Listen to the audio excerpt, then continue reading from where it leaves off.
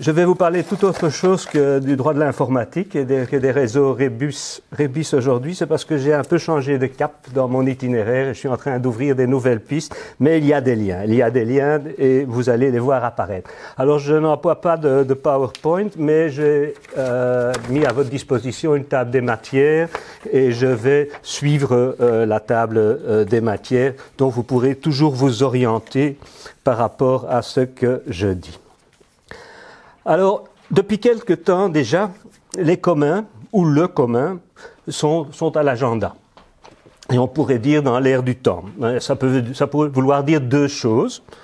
Ou bien il s'agit d'une vague d'idées à la mode sur lesquelles il est facile et plaisant de surfer, même si, comme toute vague, elle finit par se casser sur la berge, laissant les surfeurs indolents et flottants dans l'attente de la prochaine vague à prendre. Ou bien, au contraire, l'insistance et la persistance de certains mots expriment des expériences vécues qui insistent et s'imposent. Ici donc, il s'agit de nommer quelque chose qui a déjà des conséquences tangibles afin de le caractériser et de le prolonger. Aujourd'hui, je crois que beaucoup d'évocations du ou des communs s'inscrivent dans la seconde perspective. Il s'agit en effet de rendre visible et de faire exister des véritables actions et mouvements qu'on adresse par le même vocable, celui qui, d'ailleurs, prend des formes différentes. On dit commun au substantif, au singulier, au pluriel, ou encore en adjectif pour caractériser des biens ou un patrimoine, ou en anglais des notions particulières, comme un commons, donc le pluriel pour comment est-ce qu'on dit, enkelvoud, le pluriel avec un pronom non pluriel, et les commons, et on parle aussi du commoning, c'est faire commun, mais une activité qu'on ne peut pas dire en français commoner. Vous allez voir que je vais mélanger les langues, et à partir d'un certain moment, il sera clair quand j'emploie commons en anglais et quand je parle du commun. Cette émergence, ce retour, j'y reviendrai à la notion de retour du ou des communs, est facilement détectable tant dans la littérature que sur le terrain et dans la pratique.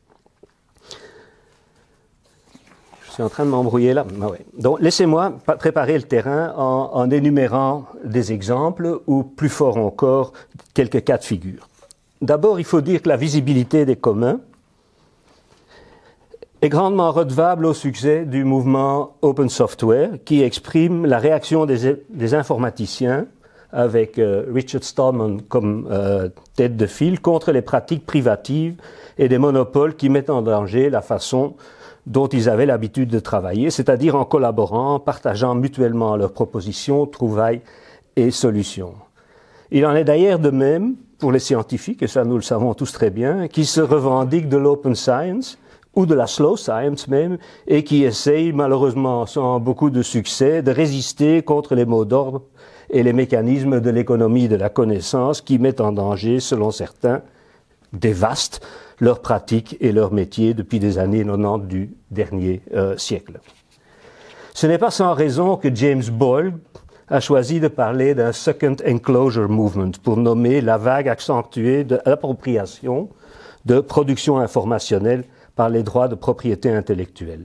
Les enclosures, et j'y reviendrai, en effet, ont mis fin aux commons en Occident au XVIIe, XVIIIe siècle. Aujourd'hui, pour Boyle, mais pour beaucoup d'autres aussi, ce sont les façons collaboratives de produire par le partage de trouvailles, de propositions et de mise à l'épreuve et de relance mutuelle des savoirs communs et des scientifiques qui en sont les dupes. Les petits et les grands succès des informaticiens et scientifiques impliqués dans ces résistances ont certainement fort contribué au retour et à la visibilité des commons. Ces succès montrent d'ailleurs bien, c'est tout leur mérite d'ailleurs, que la créativité et la production de solutions ne sont donc pas nécessairement mieux servies par la compétition, la privatisation et l'exclusion. Ça marche aussi, et peut-être même mieux, par la coopération, le partage et l'ouverture mutuelle. Les exemples abondent. Logiciels libres, Wikipédia, GNU, Linux, les publications open access, la slow et open science, la résistance des scientifiques contre l'appropriation de leurs résultats et publications, et ainsi de suite. Et sans oublier l'invention d'un droit d'auteur alternatif non exclusif, les Creative Commons. En Belgique, il y a même certains avocats-chercheurs qui cherchent à inventer un Open Patent Office, mais ça ne marche pas vraiment bien, c'est très très dur à faire passer. En second lieu, donc au petit point B, les revendications toujours plus entendues des peuples autochtones sur leurs territoires ancestraux, desquels ils furent chassés et expropriés, ou pire encore. Ces reclaims, même s'ils sont loin d'être rencontrés, s'expriment en effet de façon collective et se revendiquent de rapports écologiques entre le territoire et ses habitants, qu'ils soient humains ou non humains, c'est important. Le territoire fait le collectif et vice-versa. Ils se coproduisent et génèrent leur avenir ensemble. L'interdépendance est au cœur de leur devenir, au pluriel d'ailleurs. Le contraste avec le rapport de propriété, qui est unilatéral, individualiste et absolu, est donc très très fort ici. Dans la même veine, mais à bien plus grande échelle, le droit comparé et l'anthropologie juridique connaissent fort bien les enchevêtrements complexes entre, d'une part, les systèmes de résolution de conflits basés sur des prémices collectives, inclusives et portées sur les conséquences des accords, et de l'autre, des pratiques juridiques dans lesquelles le droit extrait de ses sources, parmi lesquelles la législation abstraite est tout à fait prépondérante. L'existence dans beaucoup de régions du monde, que ce soit en Afrique, en Asie et en Amérique du Sud, d'abord, et dans toutes les régions décolonisées ensuite, des pluralismes juridiques ou multipolaires existent et témoignent encore une fois de l'importance de ce courant insistant de modes communaux et interdépendants d'organisation socio-économique, politique, juridique, à côté et souvent plutôt, malgré et contre les systèmes juridiques d'origine occidentale, étatiques, hérités de la colonisation. Rien d'étonnant d'ailleurs, et nous sommes au C de la table des matières, qu'il faille mentionner ici également le mouvement environnementaliste, nommé Pachamama en Amérique du Sud. Celui-ci voit en effet dans l'expérience autochtone, symbiotique ou sympoétique, pour parler avec les termes de la biologie moderne, du territoire. C'est-à-dire, il est une source d'inspiration pour repenser à nouveau frais la question dite de l'environnement. Les rapports tels qu'ils sont conçus dans ce mouvement Pachamama sont en effet conçus très très différemment, comme des démarcations et des oppositions entre sujet et objet, entre humain et non humain, entre nature et chose. Donc on est en train de retourner ce genre de représentation des choses. Dans les communs, tous dépendent de la chose générée par le collectif et vice-versa. De ce rapport, ces pratiques constitutives du commun découle la durabilité, bien sûr, des choses collectives que les communs font exister. Les choses communes sont d'ailleurs toujours des écologies, c'est-à-dire des ensembles interdépendants complexes. Pas étonnant donc que le mouvement écologiste et celui des communs se trouvent intimement intriqués.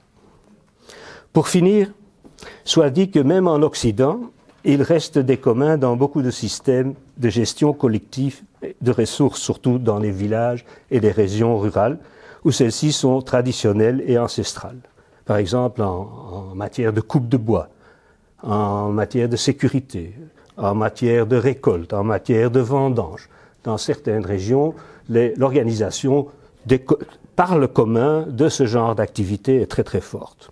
Or, aujourd'hui aussi, on assiste à un développement accéléré d'une multitude d'initiatives qui se revendiquent des communs dans les grandes agglomérations urbaines.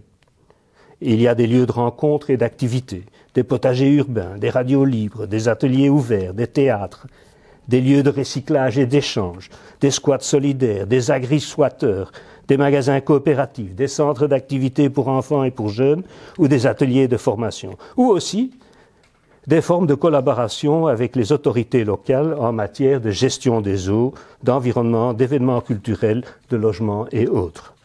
Les Community Land Trusts sont des bons exemples de ce genre de collaboration entre les communs et des autorités publiques. Les grandes villes, donc, bourgeonnent d'activités qui sont entreprises sur initiative et par des collectifs d'habitants qui agissent de façon bottom-up, selon des dynamiques locales et autonomes. Le phénomène n'est d'ailleurs pas passé inaperçu des autorités locales qui y voient souvent beaucoup de possibilités et de biens et qui cherchent à s'y associer, quitte à les atteler ou les récupérer, bien sûr. En Italie, il y a des villes qui obligent leurs responsables de répondre et de tenir compte des initiatives de groupes d'habitants, que ce soit à Barcelone, aussi ça existe à Bologne ou à Naples. On voit se déployer des formes multiples de collaboration commun public-privé un peu partout dans le monde, que ce soit à Barcelone, Bristol, Bologne ou Séoul, où il y a des exemples à trouver partout.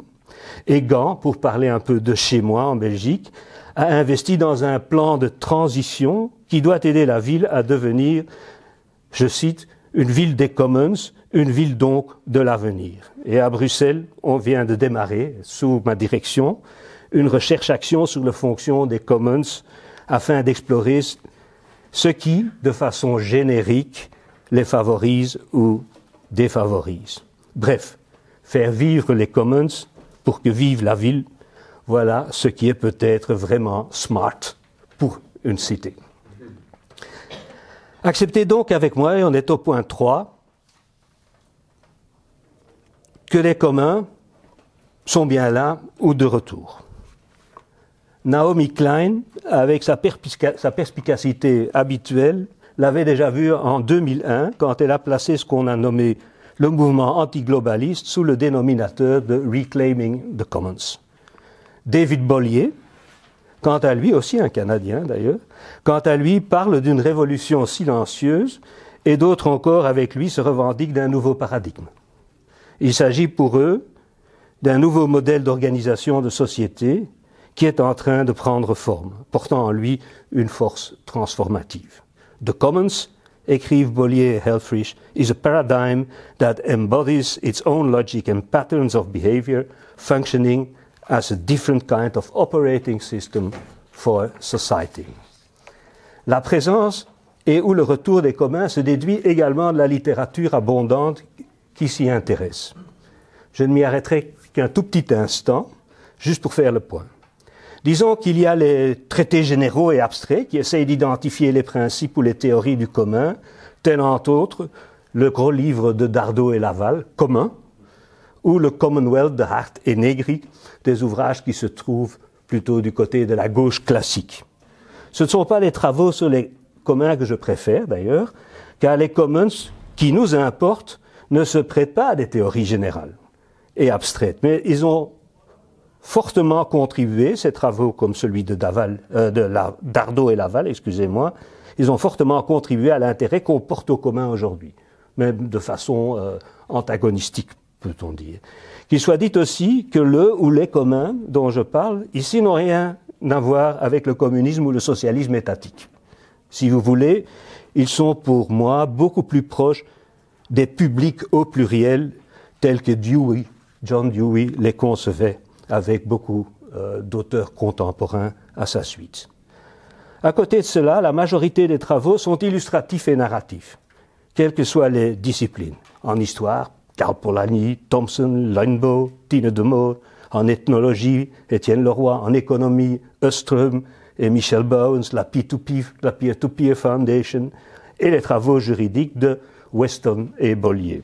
Ce sont là que des exemples. Il y a également des ouvrages multidisciplinaires qui inventarisent les expériences partout dans le monde, comme par exemple The Wealth of the Commons, un livre qui rassemble toutes sortes de descriptions d'histoire de commons, d'initiatives de commons, et encore les travaux fort impressionnants menés par the Commons Strategies Group ou la International Association for the Study of the Commons. Pour clore cette énumération, je me dois de vous mentionner avec admiration le dictionnaire des biens communs qui vient de rouler des presses et qui ne compte pas moins de 1240 pages. C'est une encyclopédie écrite par des auteurs français, une ressource grandiose dirigée par mes collègues français Cornu, Coria et Rochefeld. Bref, évoquer le ou les communs aujourd'hui, c'est indiquer une grande variété d'expériences et d'actions collectives. Je reviendrai plus tard encore sur cette variété et diversité de choses comprises sous ce même dénominateur, parce que justement, ces différences ont des conséquences et implications, entre autres en droit, et pour les juristes. Mais les juristes entre nous devront attendre encore un instant, car je dois encore faire un détour préliminaire. Cela nous mène au point 4. Le commun aujourd'hui, pourquoi ? Je dois en effet consacrer un peu de temps aux circonstances historiques qui peuvent contribuer à comprendre et situer le commun tel qu'il se manifeste aujourd'hui.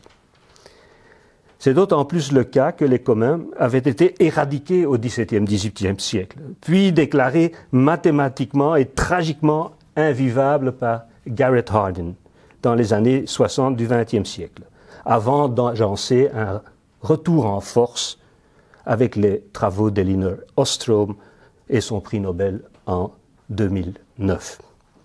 C'est une histoire du présent qu'il me faut raconter en short track. C'est un mot qu'on doit employer souvent aujourd'hui vu les Olympiques d'hiver.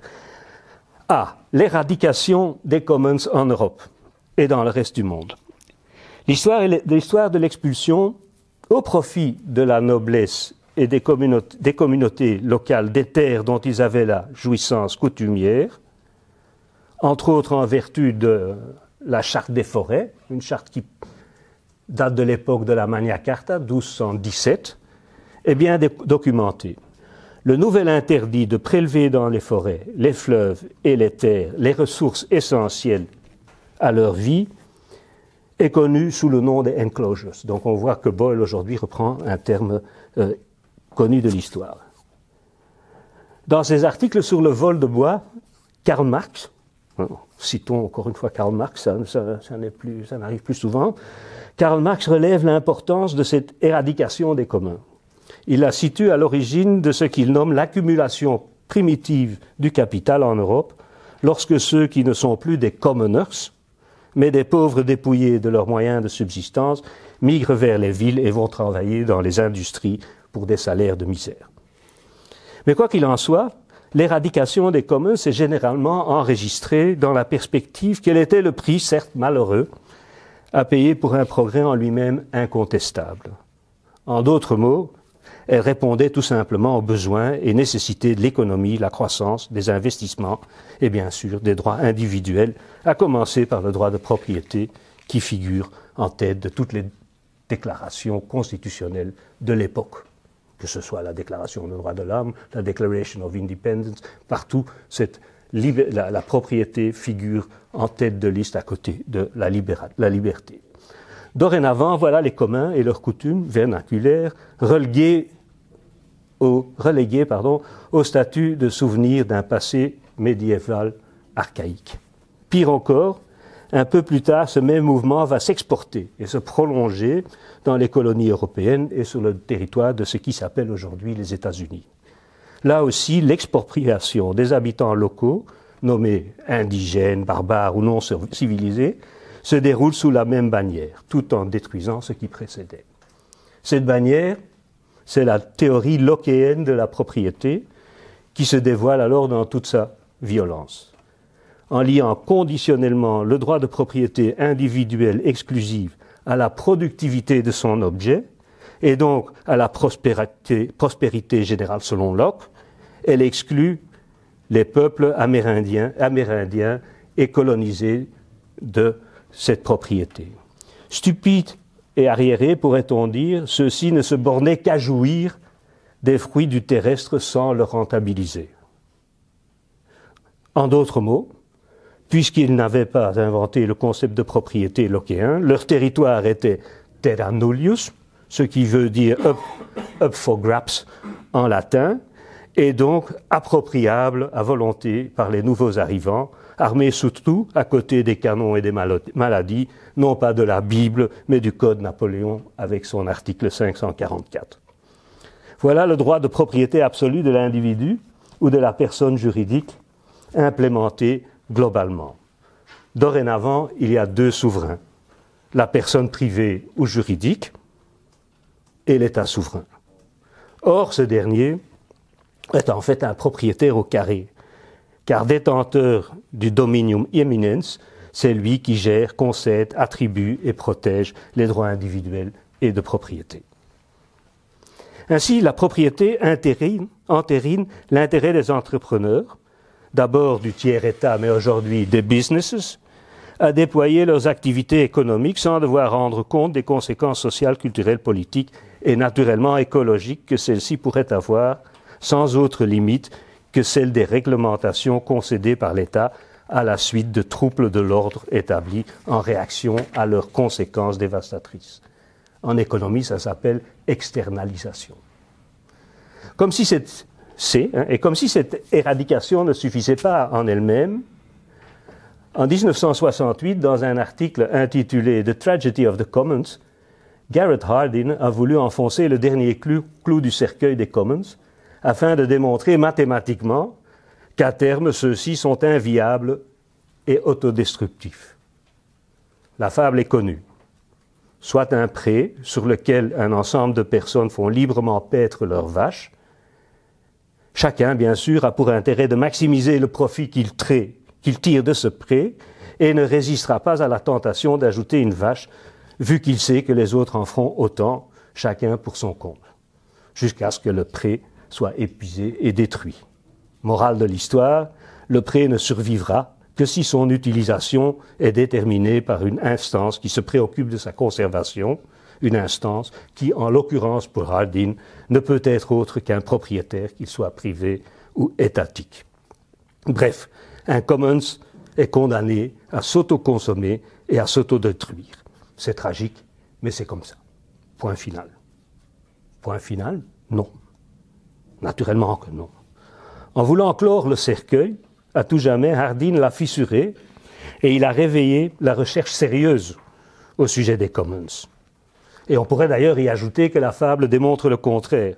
Elle raconte ce qui se passe avec un terrain quand on y lâche un groupe de homines economici qui ne pensent qu'à agrandir leurs profits en toute liberté, mais passons. En 1990, Elinor Ostrom publie son désormais célèbre Governing the Commons au sujet de la rationalité économique et de la vitalité des commons. En 2009, ses travaux, comme je l'ai déjà dit, lui valent le Nobel d'économie. Avec Ostrom, la fable de Hardin se retrouve en miettes. Si pour Hardin, la tragédie de l'épuisement des ressources ne pouvait être évitée que par un régime de propriété individuelle ou étatique, Ostrom, elle, montre au contraire et empiriquement que des personnes confrontées à des situations réelles d'usage de ressources communes peuvent très bien et très efficacement répondre aux défis posés par la situation. Et ce, en se passant tant de l'État que du marché. À cet effet, Ostrom a performé une série d'études de cas dans lesquelles elle a pu établir que des groupes d'usagers, de pêcheries, des systèmes d'irrigation, des réserves aquatiques, de bois, des pâturages, parviennent fort bien à s'organiser collectivement en termes tant de productivité pour les usagers producteurs que de maintien durable de la productivité de la ressource elle-même. De plus, elle a analysé de nombreuses possibilités de ces arrangements collectifs, tout en identifiant une série d'éléments génériques qui, selon elle, favorisent une réussite. Parmi ceux-ci figure la nécessité de définir dans chaque commons les droits et responsabilités des membres en ce qui concerne l'extraction et leur investissement, des procédures adaptives et participatives engageant l'ensemble des concernés quant aux opérations et des mécanismes de contrôle, de résolution de conflits et de sanctions. En d'autres mots, l'auto-organisation bottom-up et l'autorégulation participative ainsi que le pouvoir collectif de faire respecter des règles produites par l'ensemble des membres sont au cœur de tout arrangement du genre commons.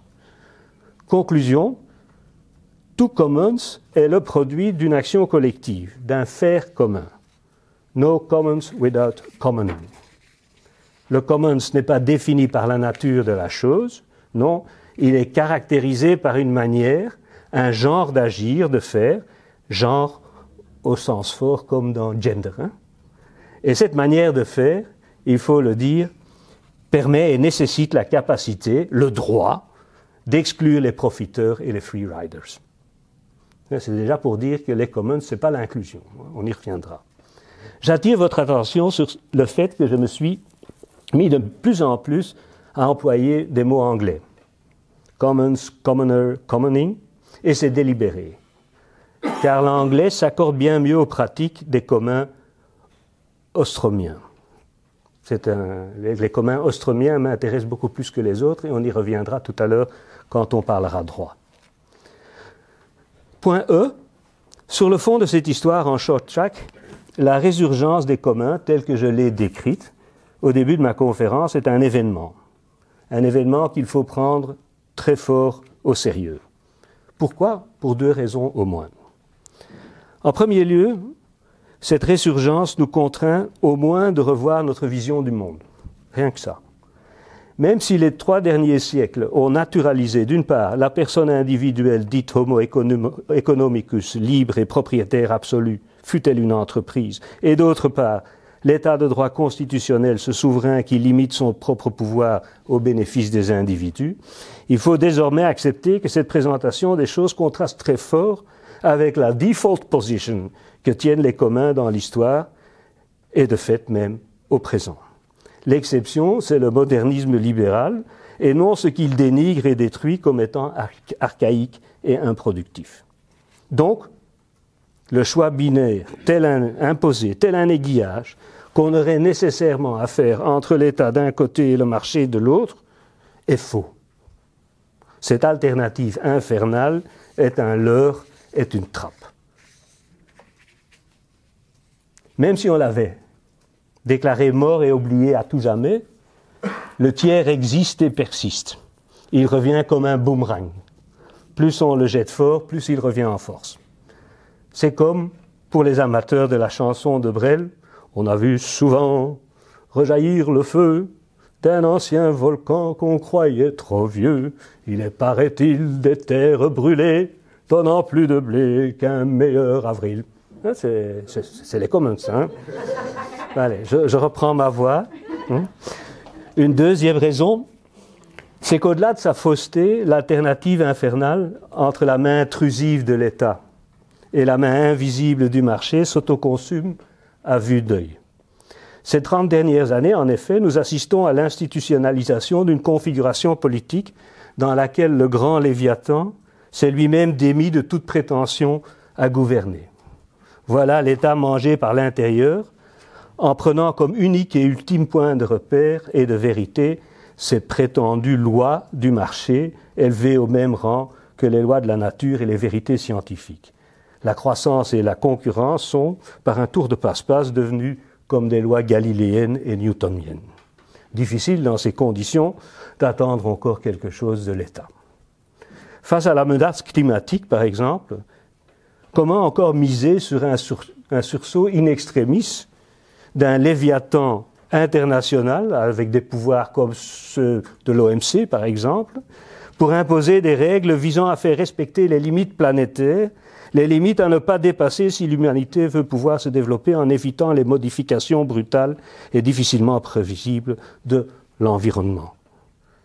Et qu'est-ce que peut-on encore espérer après ce que Naomi Klein a nommé le corporate coup et le comble de l'accession du bureau au pouvoir aux États-Unis? Ne nous laissons plus avoir. Que quelques richissimes s'apprêtent à fuir la planète démolie en klaxonnant à tue-tête progrès de l'humanité n'a rien à voir avec d'une consolation pour ceux qui fuient leur terre morte et assassinée par 250 ans de libéralisme de croissance et qui se retrouvent coulés en mer ou coincés devant des murs érigés par ceux qui se sont enrichis sur leur compte sans vergogne. Oui, vous entendez, nous vivons au temps des catastrophes, comme l'a bien décrit Isabelle Stengers, et celles-ci sont bel et bien en cours, n'en plaise aux négationnistes de tous bords. La disruption du climat, les désertifications, l'épuisement des ressources, l'exacerbation des inégalités, l'émigration massive, les régimes politiques démagogues, l'externalisation des répercussions sociales et environnementales, les bulles financières, l'armement, et j'en passe malheureusement beaucoup. La littérature abonde, et il est bien trop facile de la balayer du revers de main en murmurant « Oh, doom scenarios and apocalyptism » comme en opposant qu'on trouvera bien des solutions technologiques comme la géo-ingénierie et la nourriture synthétique ou quelques terres en plus grâce à Branson, Musk et d'autres moguls. On peut à cet effet, en effet, se limiter à lire à ce qui paraît dans Science et d'autres excellent journals avec un impact factor faramineux. Hein? On peut lire qu'il y a des limites qu'à ce que la Terre peut supporter. Mais je vous conseille aussi de lire Clive Hamilton, de lire Yuval Noah Harari, de lire Naomi Klein, de lire Donna Haraway, ou encore la littérature science-fiction telle que celle de David Brin, de Gene Hedgeland, de Octavia Butler et le récent Tropic of Kansas de Christopher Brown. Face aux catastrophes, le défi est de ne pas céder à la barbarie, comme celle qu'on a vue à la Nouvelle-Orléans après le passage de Katrina, ni à la guerre, d'abord des riches contre les pauvres et puis inévitablement de tous contre tous. Voilà donc, et naturellement, pourquoi le ou les communs sont importants, ou en tout cas m'importent à moi. Parce qu'ils échappent aux logiques produites par le carcan moderniste. Parce que justement, le pouvoir bicéphale, État-marché, a voulu les éradiquer. Parce qu'ils cultivent l'interdépendance comme mode de vie, parce qu'ils sont bien vivants et enracinés dans le réel et le devenir, et aussi parce qu'ils n'ont rien à voir avec le socialisme étatique dont la décomposition a permis à certains de décréter idiotement que la fin de l'histoire est arrivée. Voilà pourquoi on peut les prendre au sérieux. Grâce à leur éradication, ils ne sont pas contaminés, du moins pas encore. Mais positivement aussi, ils valent l'effort de penser, car ils portent en eux des possibilités pour ce qui vient. Et je crois qu'en ce sens, il faut les prendre au sérieux.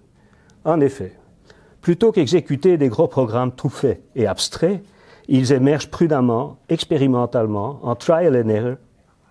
Chaque mouvement redéfinit la donne et peut impliquer un changement de cas. Ils s'inscrivent dans le devenir beaucoup plus que dans l'être et la reproduction. En tant qu'ils sont participatifs et engageants, ils se situent bien plus près des concernés que, par exemple, les mécanismes de représentation politique qui, eux, creusent les écarts et isolent les individus dans leurs choix. Ils confrontent les impliqués aux conséquences de leurs choix, que ceux-ci soient individuels ou collectifs. Et tout ça renforce des liens de solidarité, affranchis et émancipent.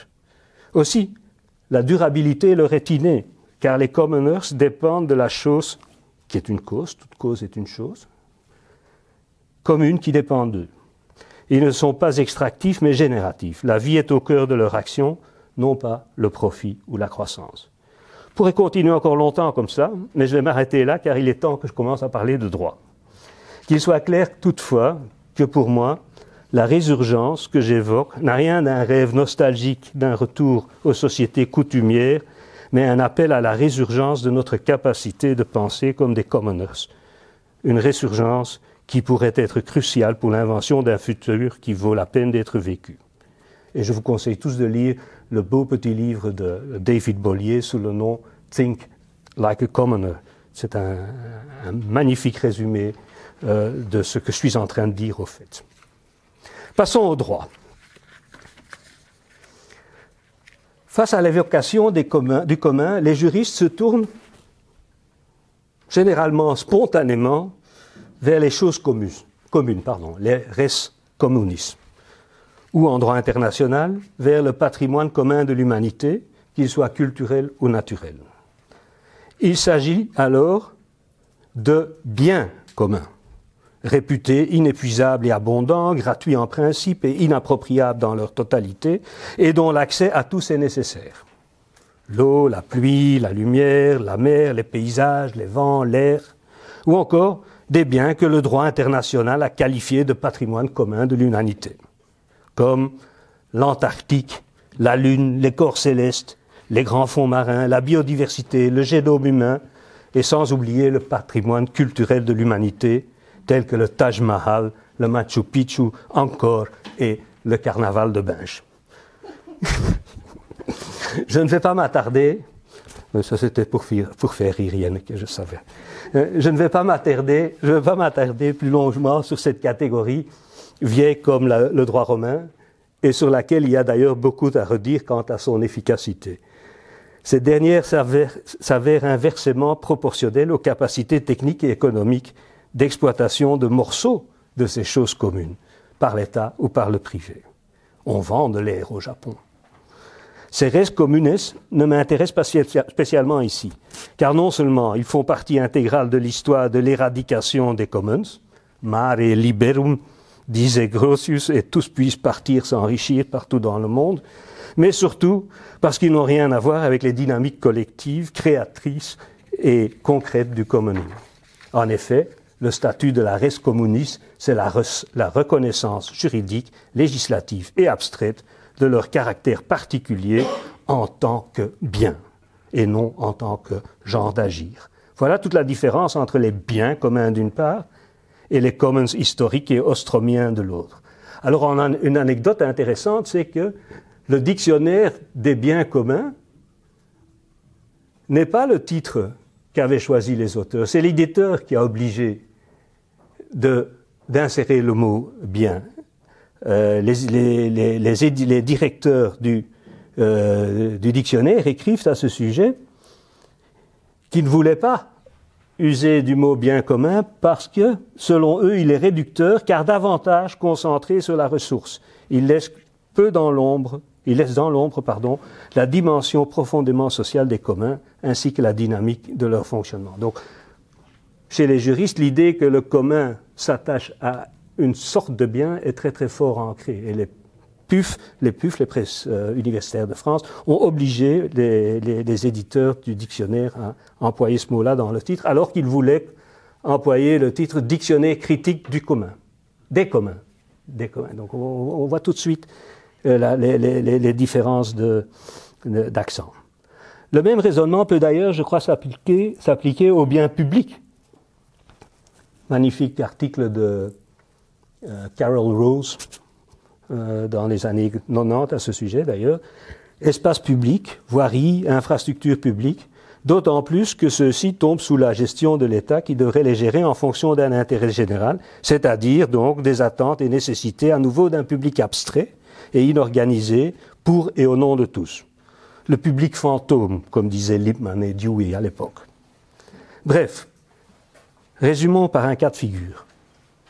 Quand les écologistes dénoncent la pollution de l'air et des eaux comme des formes de privatisation du commun, et quand des voix s'élèvent contre la privatisation progressive des services publics, c'est sur un registre de défense d'acquis dans le système en vigueur qui, par exception, gratifie à certains biens un statut de res communis n'appartenant à personne et étant inappropriable. C'est donc d'une résistance contre une érosion progressive d'exception au principe d'appropriabilité, lockéen et napoléonien, qu'il est question d'ici, et donc tout compte fait d'un combat d'arrière-garde. Passons à l'open software, l'open science et le droit de l'information. D'un point de vue juridique, les questions posées par le mouvement open software, et plus modestement par la open science, sont fort différentes. Ici, nous avons affaire à un régime juridique applicable à l'information. Cet être immatériel est difficile à saisir. On le sait, la pensée juridique a grand mal à envisager les données et l'information comme objet de droit réel. C'est ce que montrent les bonnes vieilles discussions autour, et Karim les connaît très très bien, les bonnes vieilles discussions autour des questions juridiques posées par le vol d'informations, la protection des logiciels et des banques de données, et même la protection des données personnelles. Et c'est ce que montre très très bien l'Economics of Law and Information, développé entre autres ici même au CRDP par Ian Mackay depuis les années 80. Oui, l'information est éphémère, volatile, immatérielle, incorporelle, et en conséquence, elle ne peut être mise à disposition d'autres personnes sans perte d'usage. Elle peut être mise, à d'autres personnes sans perte d'usage, et elle peut être réutilisée sans perte de substance. Elle ne s'use pas. Plusieurs personnes peuvent s'en servir au même moment sans que cela en diminue en principe l'usage pour chacune d'elles. Aussi, L'information ne se prête pas, ou mal, à la destruction, soustraction ou restitution. Une fois qu'elle est partagée entre humains, ce partage est difficilement réversible. En plus, l'information est, aujourd'hui en tout cas, très très facile à reproduire et multiplier, et cela à moindre coût. Et enfin, la nature cumulative de l'information est cruciale, car l'information aujourd'hui est souvent, et pour ne pas dire toujours, la résultante d'une production accumulative qui émane de personnes différentes et d'actions et d'éléments géographiquement et historiquement dispersés. Tout ça, c'est du Mackay. Et on peut déjà en conclure que l'information est, en tant que telle, de par sa nature, récalcitrante aux droits des biens, quoi qu'en soit le contenu. S'ajoute à cela d'ailleurs que l'information a une valeur politique, culturelle et sociale dans les États de droit libéraux que Karl Popper nomme des open societies, d'autant plus que celles-ci sont, selon le mot d'ordre, devenues des information et knowledge societies.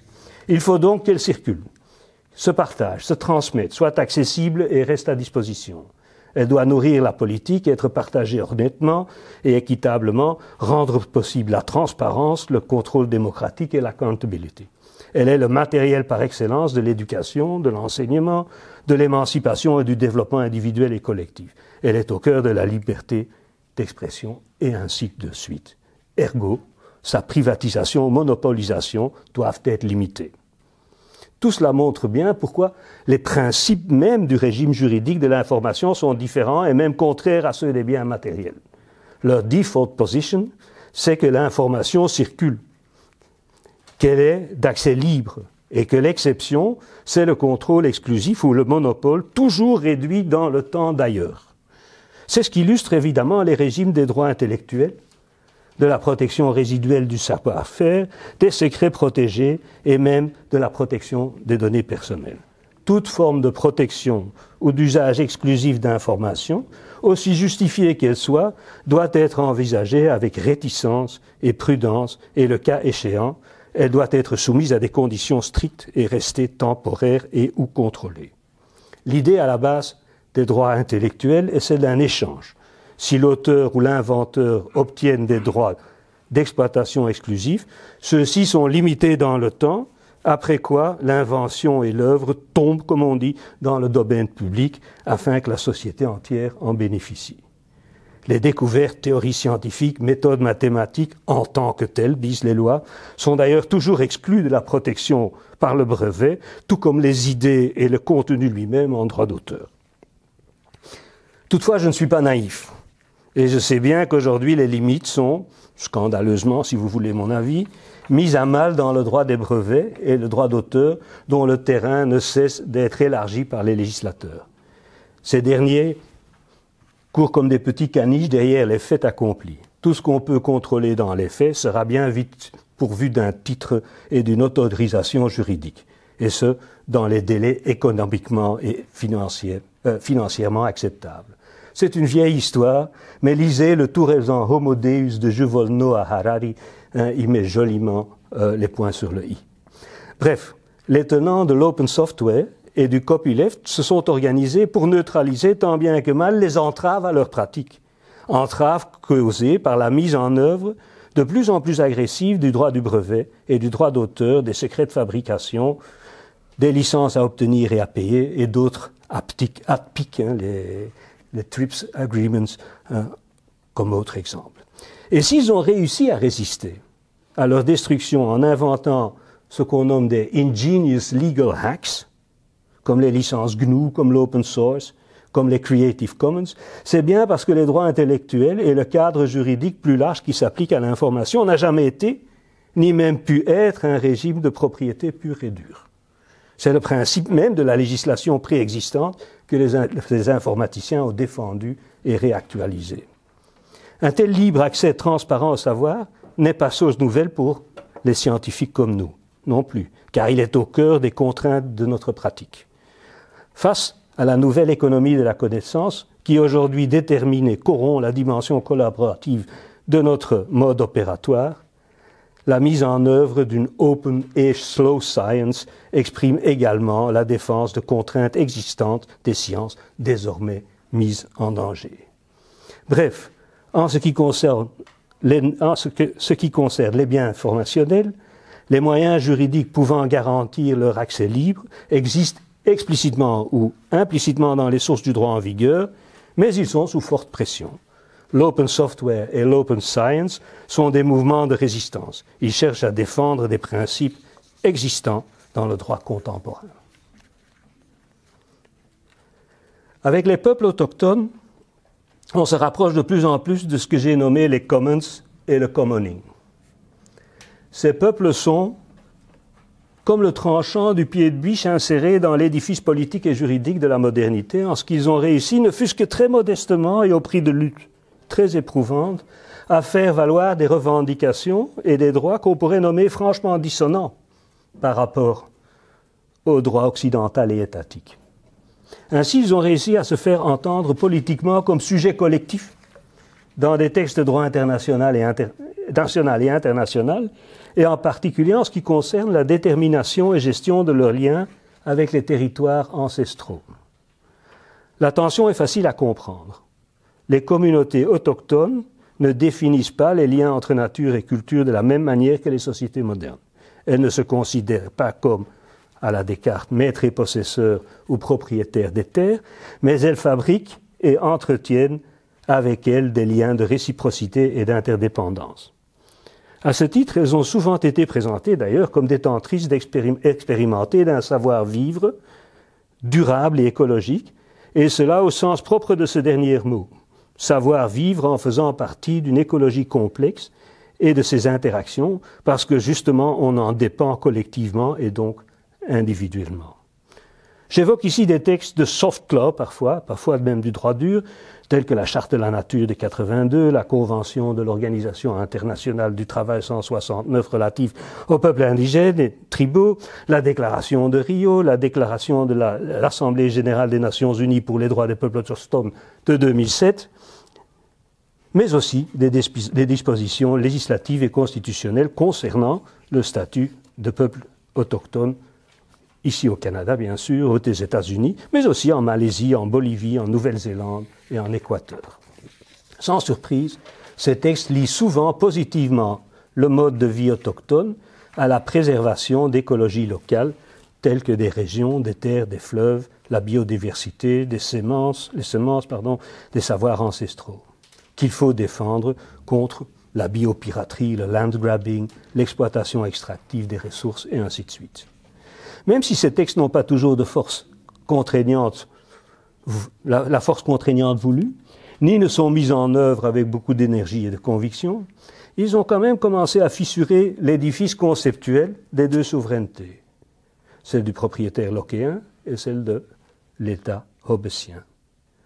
On notera également que c'est sous l'inspiration de l'expérience des peuples autochtones qu'on a vu apparaître des modes de personnification de communautés non humaines, tel un fleuve en Nouvelle-Zélande et en Inde, tel des forêts, enchevêtrant des relations d'interdépendance dont les humains devraient être partie prenante attentive. Ce faisant, elles sont en phase non seulement avec l'écologie, mais aussi avec la biologie contemporaine. Or, si la revendication du respect des liens de commoning que les peuples autonomes entretiennent avec eux et avec le territoire, ce qui d'ailleurs pour eux est la même chose, fut un tout petit peu relayé par des institutions juridiques fragiles, il n'en est pas de même pour la multitude de commons ostromiens qu'Isabelle Stengers et moi ont nommé des commons résurgents, ceux qui réapparaissent après leur éradication, tels des forêts après un incendie, ou pour ne pas le dire avec Brel cette fois-ci, mais avec Anna Tsing, tels des champignons dans les ruines du capitalisme. Mais alors, quel droit pour les commons résurgents, pour le commoning en tant que tel? Récapitulons. Par commoning ou commons résurgents, je comprends des pratiques qui rassemblent et articulent 1. Un groupe de personnes, 2. Qui s'auto-organisent et se donnent des règles propres de fonctionnement, de résolution de conflits et d'ouverture. 3. Autour d'une ressource qui les concerne et responsabilise collectivement. Et 4. Ils poursuivent des activités caractérisées par leur générativité plutôt que par l'extraction. Le commoning, donc, naît toujours d'une action collective nourrie par une rencontre d'attentes, de besoins et de désirs de façon bottom-up et autonome. C'est un genre d'agir spécifique, je l'ai déjà dit, qui se développe dans des situations sociales, urbaines, juridiques, économiques, institutionnelles, religieuses, professionnelles, dans lesquelles tout le monde est pris, tous les participants sont pris et doivent s'engager écologiquement pour que survive la totalité. De prime abord, l'espace d'accueil que peut réserver le droit occidental à des commons peut être dit a priori très restreint, à la lumière de l'alternative infernale qu'il pose à partir de ses fondements. On l'a vu, la consécration juridique de la distribution binaire de pouvoir entre l'État souverain et le propriétaire privé n'est certainement pas hospitalière aux commons.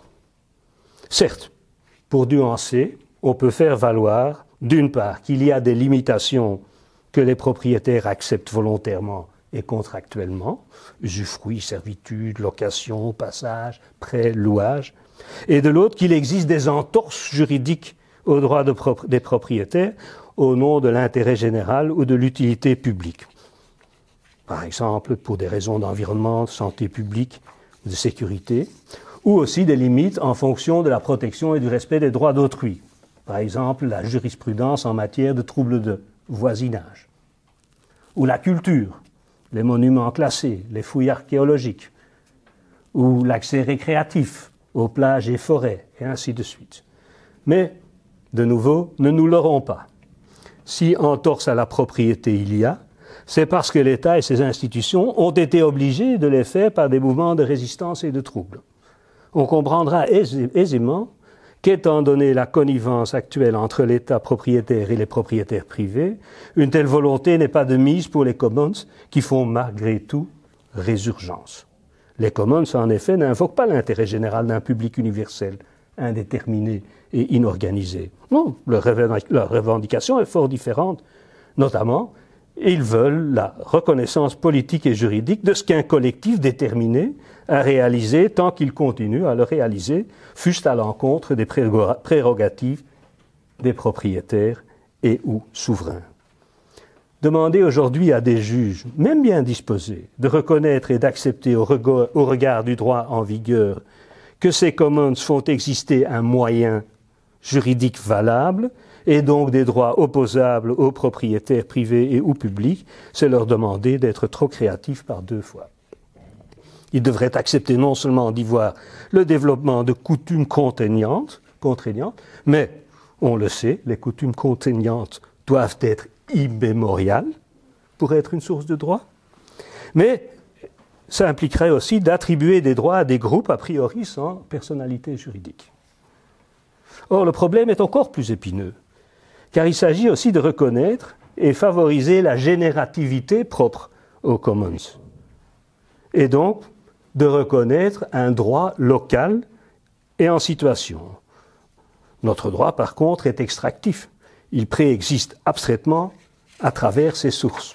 Les juristes, et d'emblée le juge, se tournent donc toujours non pas vers la situation en tant que telle, mais vers l'ensemble des qualifications par lesquelles il ou elle pourrait la subsumer, l'abstraire, l'extraire de sa réalité et la saisir afin de décider, d'arrêter les choses comme elles doivent être. Res judicata pro veritate habetur. Ce que le juge décide sera pris pour la vérité. Or, il s'agit de protéger les commons en tant que génératifs. Et de ce point de vue-là, le modèle du droit actuel ne marche pas du tout. Et le problème saute aux yeux. C'est le proverbe chinois qui dit que le fou tire sur la jeune pousse alors que le sage se borne à sarcler autour. Et oui, donc par rapport aux commons, le rôle de la loi à faire ne devrait pas être de tirer les commons vers un idéal abstrait et de leur imposer un projet déjà préfiguré, mais de contribuer à ce qui, de fait, constitue leur préoccupation commune, c'est-à-dire leur générativité, à instaurer ou à maintenir. Ainsi, les commons doivent non seulement être protégés contre un milieu qui exploitera toute occasion de les détruire, mais il faudra aussi et surtout leur permettre d'apprendre collectivement ce que demande leur existence et persistance dans la durée. Il s'agit en effet pas de leur être, mais de leur devenir. Et au fait, la situation n'est pas inédite, car à l'origine, la première tâche de la justice de paix n'était pas tellement d'assurer le respect de la loi que d'aider à restaurer une situation de bon voisinage, de paix. Le juge de paix était d'autant plus efficace qu'il était familier des us et coutumes locales, savait faire la différence entre une revendication abusive et une revendication fondée, et préférait le compromis acceptable à l'application de la loi, sachant que le sens de son intervention se situait non pas en amont dans la loi qu'il devait faire respecter, mais en aval dans la paix qu'il devait contribuer à construire. De ce point de vue, la générativité constitue donc bien moins un concept à définir qu'une incitation à la symbiose, une préoccupation susceptible de réunir des expériences, des connaissances et des manières de faire différentes, la question n'étant pas alors de savoir ce qu'est la générativité, mais justement ce que demande la situation, toujours cette situation. Tout cela dit bien l'envergure du défi posé, car il s'agit ni plus ni moins que de la mise en question, attention, de la rule of law, entendue comme à la lettre la prééminence du droit et de la loi. La générativité des commons conférerait donc à la loi un rôle précaire, au sens où le juriste ne pourrait alors plus extraire de la situation ce qui légitimera son intervention.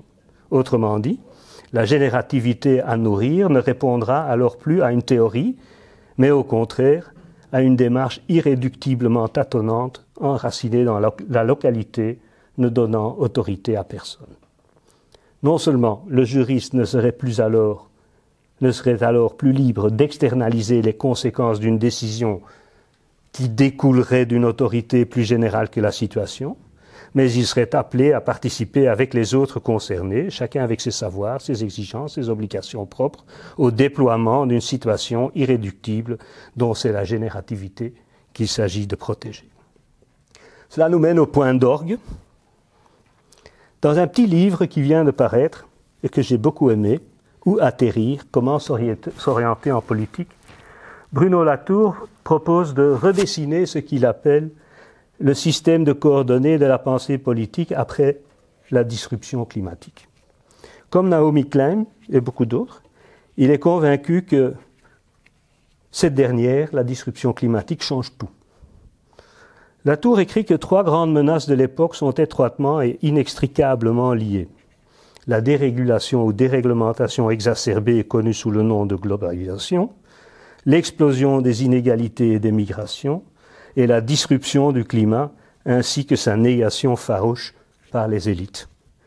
Plutôt que confirmer les lignes de front classiques du politique, gauche versus droite, local versus global, économie versus écologie, culture versus nature, Latour décrit l'émergence d'une nouvelle ligne de front qui oppose ceux qui continuent à agir comme s'ils ne partageaient pas la même atmosphère et terre que les autres, ni même le même sort que les autres, et les autres. Ces autres-là, on pourrait les nommer au fait les derniers universalistes. Parce qu'en fait, ce qui se passe maintenant quand on refuse l'idée qu'on fasse partie de la même terre, de la même atmosphère, c'est de mettre fin à la pensée universaliste. C'est très clair, c'est ce que fait Trump, c'est ce que font moins, mais de la même façon, les Brexiters. Mais bon, c'est un autre problème. La prise de pouvoir, c'est ce que j'allais dire d'ailleurs, des entreprises exacerbées par le trumpisme, exprime à merveille cette position. Elle construit des murs pour s'isoler des pauvres et des souffrants. Elle continue à polluer et empoisonner fièrement le reste de la planète, tout en niant agressivement les conséquences, surtout pour les autres, tout en rendant les riches encore plus riches et les démunis laissés à leur sort, si ce n'est aux bandits ou aux requins, littéralement en Europe. Oui, ceux-là semblent croire avoir 1, 2, 3 autres planètes en réserve. La seconde position appartient aux terrestres, selon Latour, qui, conscients de leur interdépendance sociale, écologique et mentale, veulent apprendre à prendre soin mutuellement de soi, de leur habitat commun, locaux et globaux. On pourrait donc dire, inspiré par Latour, que les commons sont terrestres par excellence, en ce qu'ils sont locaux, génératifs, marqués par l'interdépendance, l'agir collectif, et j'ose dire, marqués par un ethics of care. Le défi pour nous juristes est alors de répondre à leurs demandes, leur besoin d'un droit, lui aussi, devenu terrestre, qui serait capable de s'adresser à la manière dont ils intriquent les pratiques, les sensibilités, les modes de coopération, les coutumes, en interdépendance étroite. Un droit donc en devenir inductif, topique, plutôt que posé et abstrait, axiomatique et déductif. Un droit topique et concret qui favoriserait pratique et jurisprudence comme source bien plus que la loi et ou la doctrine. Je vous remercie. Je sais qu'au début, je me suis un peu énervé.